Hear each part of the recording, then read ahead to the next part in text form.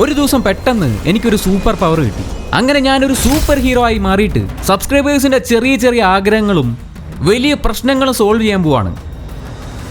എന്തിനാ പറയുന്നത്, ഒരു കവർ പാല് വാങ്ങിക്കാൻ പോലും പൈസയില്ല.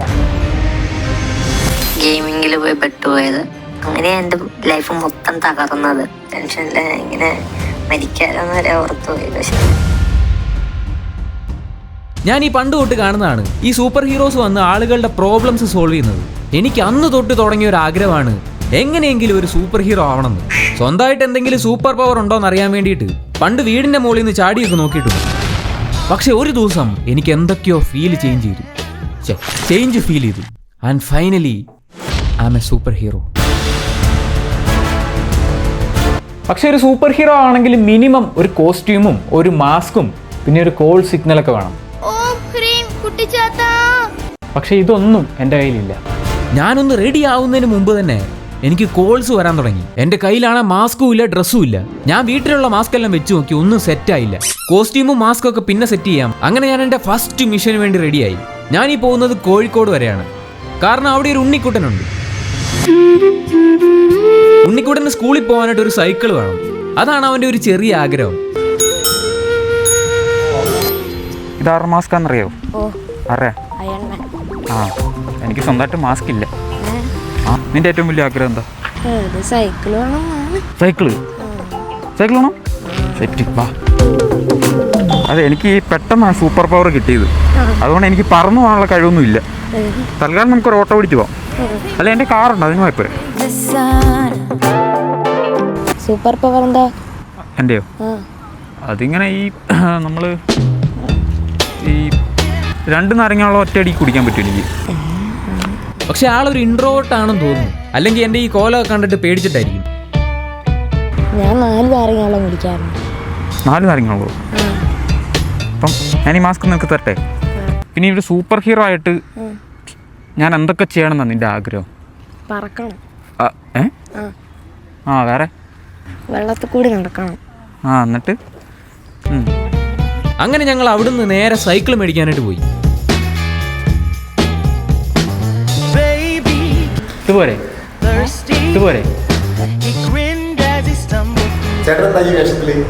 അത് ഞാനൊരു സൂപ്പർ ഹീറോ ആയതാ. ചേട്ടൻ എന്തെങ്കിലും ആഗ്രഹമുണ്ടോ? അത് ഇന്ന് നടത്തി തരാം. സൈക്കിൾ ആവണ്ടേ? കുറെ സൈക്കിളൊക്കെ നോക്കിയിട്ട് ഇഷ്ടമുള്ളത് അങ്ങ് സെലക്ട് ചെയ്തു. അതൊക്കെ അല്ലേ സെറ്റ്. ഇവിടെ ഇത് ഓടിച്ച വീഴത്തില്ല? വീഴത്തൊന്നുമില്ലല്ലോ. സെറ്റല്ലേ? അപ്പോൾ ഇതെടുക്കാം. എന്നാൽ എടുത്തോ. അങ്ങനെ സൈക്കിളൊക്കെ മേടിച്ചിട്ട് അത് നേരെ ഓട്ടോയിൽ കയറ്റി വിട്ടു. പണ്ടൊക്കെ നമ്മളെ ഏറ്റവും കൂടുതൽ കാണാൻ ആഗ്രഹിച്ച ഒരു കാഴ്ചയാണ്. അങ്ങനെ ഫൈനലി ഉണ്ണിക്കുട്ടൻ്റെ ആഗ്രഹം തീർന്നു. അവനിനി സൈക്കിളിലൊക്കെ സ്കൂളിലോട്ട് പോട്ടെ.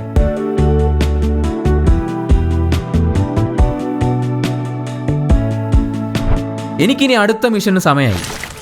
അമലണ്ണ, എന്നെ കാണാൻ വീട്ടിലോട്ടൊന്ന് വരുവോ? ഇതൊരു 10 വയസ്സുള്ള കുട്ടി എനിക്ക് അയച്ച മെസ്സേജാണ്. ഒന്ന് അവന്റെ വീട് വരെ വരണമെന്ന്.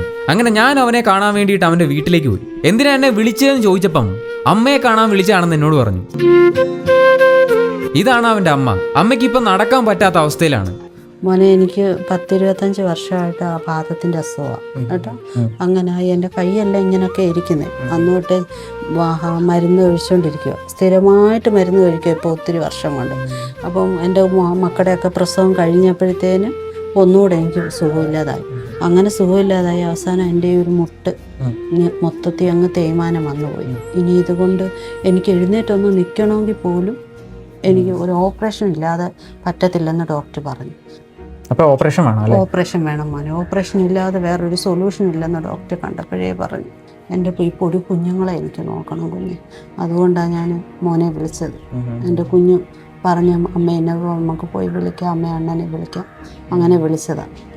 എൻ്റെ മോൻ വന്നാൽ എനിക്കൊരു എന്തെങ്കിലും ഒരു ഇതിങ്ങനെ ഒരു വീഡിയോ ആക്കണമെന്ന് ഞാൻ ഒട്ടും വിചാരിച്ചതല്ല. പക്ഷെ ഈ ഒരു കാര്യം ഒറ്റയ്ക്ക് ചെയ്തു തീർക്കാനുള്ള സൂപ്പർ പവർ ഒന്നും ഇപ്പം എൻ്റെ കയ്യിലില്ല. അപ്പം ചേച്ചി തന്നെയാണ് പറഞ്ഞത് നമുക്കൊരു വീഡിയോ ആയിട്ട് ചെയ്യാമെന്ന്. എന്തിനാ പറയുന്നത്, ഒരു കവർ പാല് വാങ്ങിക്കാൻ പോലും പൈസയില്ല. എൻ്റെ ചേട്ടൻ വയ്യാതെ അല്ലെങ്കിൽ ജോലി കഴിഞ്ഞ് വരുമ്പോൾ ഒരു ഗ്ലാസ് ചായ ഇട്ടുകൊണ്ട് അടുത്ത് കൊണ്ട് കൊടുക്കാനുള്ള ഒരു ബലം എനിക്ക് കിട്ടിയാൽ പറ്റും.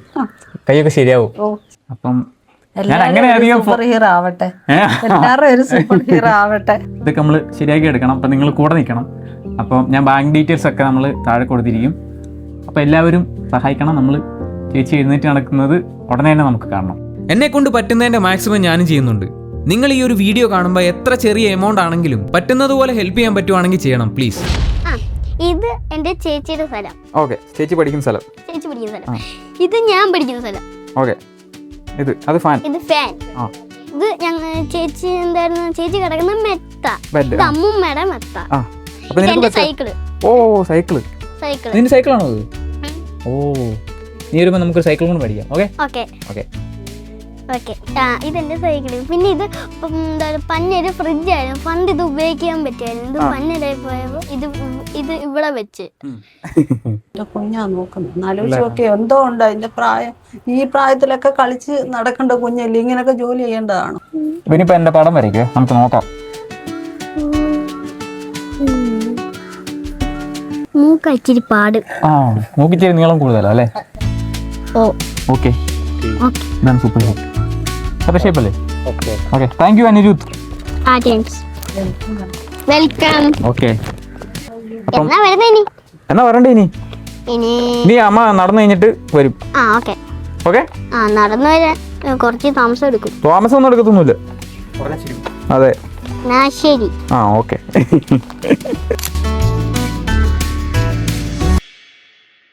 ഇനി എനിക്കൊരു കാര്യം കൂടെ ചെയ്യാനുള്ളൂ. നമ്മുടെ അനിയന്മാരും ചേട്ടന്മാരും ചേച്ചിമാരും ഒക്കെ ഈ വെളി രാജ്യങ്ങളിൽ പഠിക്കാനും ജോലി ചെയ്യാനൊക്കെ പോകുന്നുണ്ട്. പക്ഷെ അവിടെ ചെന്നിട്ട് ചെറിയ ട്രാപ്പുകളിൽ പോയി പെടുന്നവരും ഉണ്ട്. ഗെയിമിംഗ്, ഗാംബ്ലിംഗ് പോലെയുള്ള ട്രാപ്പിൽ പെട്ടുപോയവരും ഉണ്ട്. എബ്രോഡ് പോയി കഴിഞ്ഞാൽ രക്ഷപ്പെടാനുള്ള അവസരം ഉണ്ടാകും. പക്ഷെ വഴിതെറ്റി പോകാനും കുറേ സാഹചര്യങ്ങളുണ്ട്. അങ്ങനെ ഞാൻ ഈ ഗെയിമിങ്ങിൽ പോയി പെട്ടുപോയത്. അത് നമുക്കങ്ങനെ ചെയ്തായി പോവാം. അത് അങ്ങനെ എൻ്റെ ലൈഫ് മൊത്തം തകർന്നത്. അങ്ങനെ ഒരാൾ അവിടെ പെട്ടുപോയിട്ട് കയ്യിലെ ക്യാഷൊക്കെ പോയി. ടെൻഷനില് ഇങ്ങനെ മരിക്കാരെന്ന് വരെ ഓർത്തു പോയി. പക്ഷെ ആദ്യമൊക്കെ എൻ്റെ ഈ പൈസ ഉണ്ടായിരുന്നപ്പോൾ ആരും കുറെ പേരുണ്ടായിരുന്നു കൂടെ, ഫ്രണ്ട്സും എല്ലാം നല്ല രസത്തിലായിരുന്നു. വീട്ടുകാരും ഭയങ്കര ഹാപ്പി ആയിരുന്നു.